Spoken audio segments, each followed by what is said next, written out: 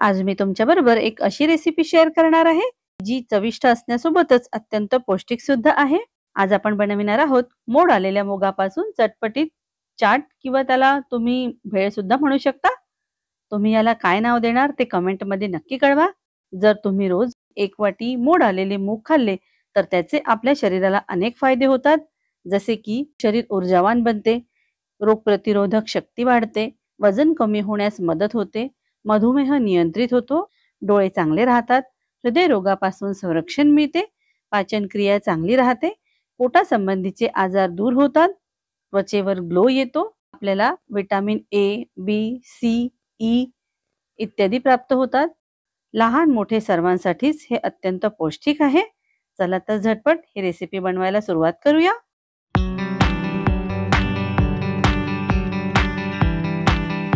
ही recipe बनविण्याकरिता मी इथे 2 cup अंकुरित मूग घेतलेले आहेत, एक बारीक चिरलेला टमाटर घेतलेला आहे, एक बारीक चिरलेला कांदा घेतलेला आहे, पाव कप बारीक शेव घेतलेली आहे, थोडीशी बारीक चिरलेली कोथिंबीर घेतलेली आहे, 2 बारीक चिरलेल्या हिरव्या मिरच्या घेतलेल्या आहेत, अर्धा लहान चमचा साखर घेतलेली आहे, अर्धा लिंबू घेतलेला आहे, 4 चमचे हिरवी चटणी घेतलेली आहे, 4 चमचे टोमॅटो सॉस घेतलेला आहे व 4 चमचे चिंचेची चटणी घेतलेली आहे।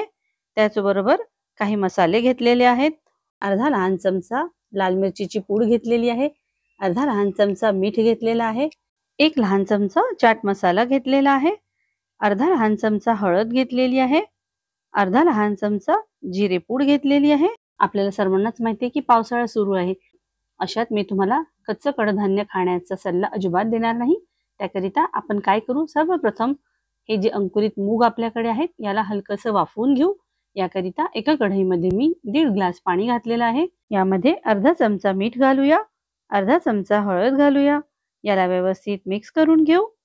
आता यामध्ये मोड आलेले 2 कप मूग घालू, यावर झाकण ठेवून आपल्याला 3 ते 4 मिनिट याला हलकसं वाफवून घ्यायचं आहे, खूप जास्त उकळायचं नाहीये। 3 ते 4 मिनिटे पूर्ण झालेली आहेत। आता आपण चेक करू की हे मूग थोडे मऊ झालेले आहेत की नाही। बघा, बोटाने असं दाबल्यानंतर हे मूग अगदी सहज तुटत आहेत। बस आपल्याला यांना एवढं शिजवायचं आहे। एका पातेल्यावर मी एक गाळणी ठेवलेली आहे, यामध्ये आता हे मूग घालू आणि यातील सर्व एक्स्ट्रा पाणी काढून घेऊ। हे मूग आता मी थंड होण्याकरिता ठेवून देते। हे जे पाणी या मूग मधून निघालेलं आहे हे पाणी आपल्याला अजिबात फेकायचं नाहीये, हे तुम्ही भाजीमध्ये किंवा मग सूप म्हणून याचा वापर करू शकता। आता हे मूग छान थंड झालेले आहेत, याला एका बाउल मध्ये काढून घेऊ।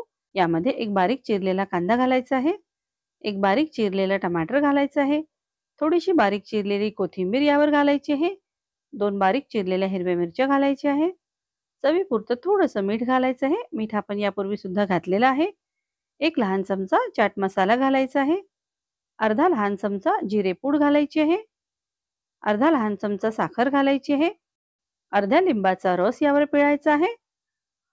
आता यामध्ये 2 चमचे चिंचेची चटणी घालूया, 2 चमचे हिरवी चटणी आपल्याला यामध्ये घालायची आहे आणि 2 चमचे टोमॅटो सॉस यात घालूया। टोमॅटो सॉस ऑप्शनल आहे, तुम्हाला आवडत असेल तर घाला किंवा तुम्ही स्किप सुद्धा करू शकता। याला व्यवस्थित मिक्स करून घेतलेला आहे मी। आता यामध्ये बारीक शेव आपल्याला घालायची आहे। आता आपली ही अत्यंत चटपटीत मोड आलेल्या हिरव्या मुगाची भेळ किंवा चाट बनून तयार आहे। चला याला प्लेटमध्ये काढून घेऊया। खूपच सुरेख ही दिसते आहे आणि चवीला सुद्धा खूपच अप्रतिम लागते। यावर थोडीशी बारीक चिरलेली कोथिंबीर आणि थोडीशी शेव घालून घेऊ। आता ही चाट खाण्याकरिता तयार आहे। तुम्ही याला असं सर्व करू शकता किंवा मग तुम्हाला जर याला आणखी चटपटीत बनवायचं असेल तर मग यावर थोड्याशा सर्व चटण्या घालून घ्या, थोडीशी हिरवी कोथिंबीर घालून घ्या, त्यानंतर थोडीशी बारीक शेव घालून असं सुद्धा तुम्ही सर्व करू शकता। चला आता खाऊन बघूया की ही चाट कशी बनलेली आहे। वा, मस्त, खूप छान आंबट चिंबट अशी छान चव आलेली आहे। मला तर ही चाट खूप आवडली। तुम्ही सुद्धा याप्रमाणे ही रेसिपी नक्की करून बघा व तुम्हाला ही चाट कशी वाटली मला कमेंट्सद्वारे कळवायला अजिबात विसरू नका। तुम्हाला जर आजचा हा व्हिडिओ आवडला असेल तर व्हिडिओला लाईक करा, चॅनलला सबस्क्राईब करा व तुमच्या मित्रमंडळींबरोबर या चविष्ट आणि चटपटीत रेसिपीला नक्की शेअर करा। व्हिडिओ पूर्ण बघण्याकरिता आपल्या सर्वांचे धन्यवाद। पुन्हा भेटूया एका नवीन व्हिडिओमध्ये एका नवीन रेसिपीसह। तोपर्यंत स्वस्थ राहा, मस्त राहा आणि आपली काळजी घ्या।